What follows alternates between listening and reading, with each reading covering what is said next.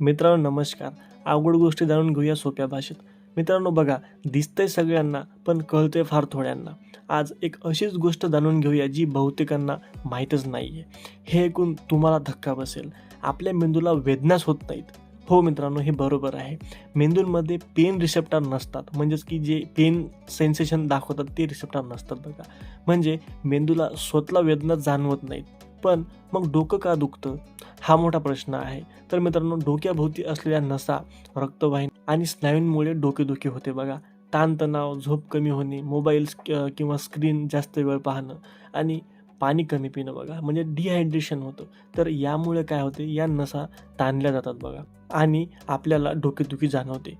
म्हणजे घर दुखत नाही, पण घराच्या भिंतींना तडे गेले की त्रास होतो.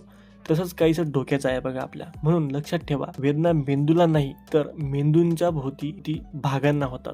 अशा अजून गोष्टी सोप्या भाषेत समजून घेण्यासाठी, जाणून घेण्यासाठी आपल्या चॅनलला सबस्क्राईब करा मित्रांनो.